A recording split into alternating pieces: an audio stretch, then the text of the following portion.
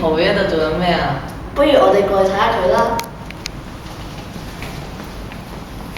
哇！你喺度做咩啊？我喺度篤波咯。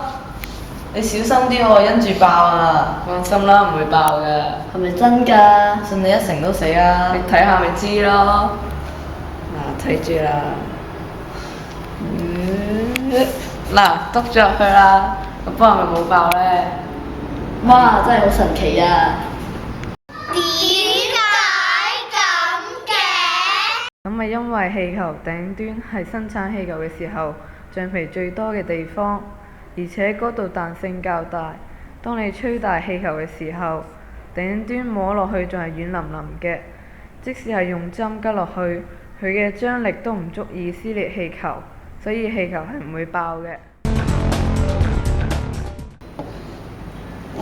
哎呀！又跌啦！咦，都排唔到嘅。咦，你哋喺度做緊咩啊？老師要我哋排雞蛋啊！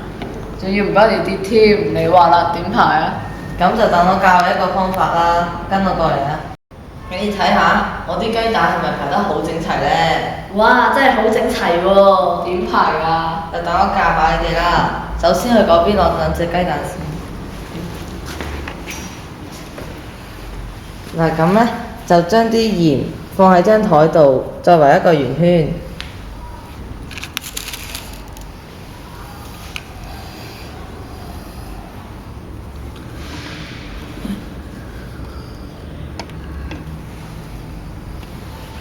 圍好之後咧，就可以將隻雞蛋放喺個圈嘅中間啦。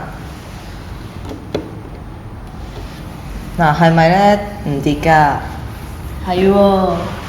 咁如果你哋想再穩陣啲嘅話，就可以將雞蛋嘅鹽堆實啲同埋堆緊啲，咁就吹都唔跌㗎啦。你試下。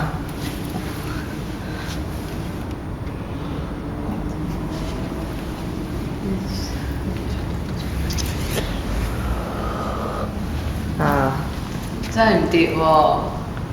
點解會咁嘅？新鮮嘅雞蛋表面有好多個小凸起，只要有兩個支點，雞蛋就可以企起身。利用食鹽製造人工支點，令雞蛋能更加穩固咁樣企起嚟。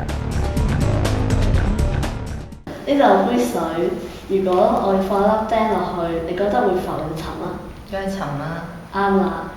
咁木頭咧？會浮。啱啦。咁石頭咧？都會沉。啱啦。咁雞蛋咧？梗係沉啦。其實雞蛋都可以浮㗎。係咩？我未見過會浮嘅雞蛋喎。咁就等我示範俾你兩個睇啦。呢度有隻蛋，我放隻蛋入去。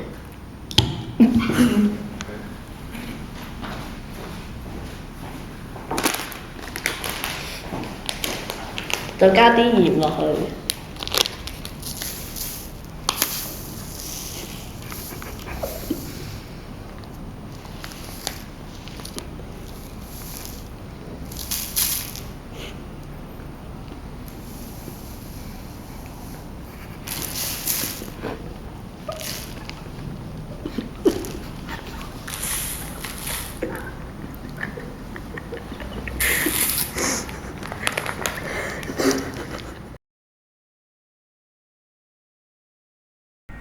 嗱，隻雞蛋咪浮咗上嚟咯。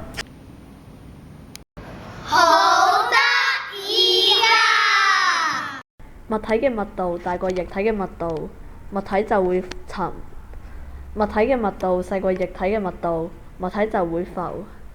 新鮮雞蛋內部嘅空氣好少，所以雞蛋嘅密度就大過水。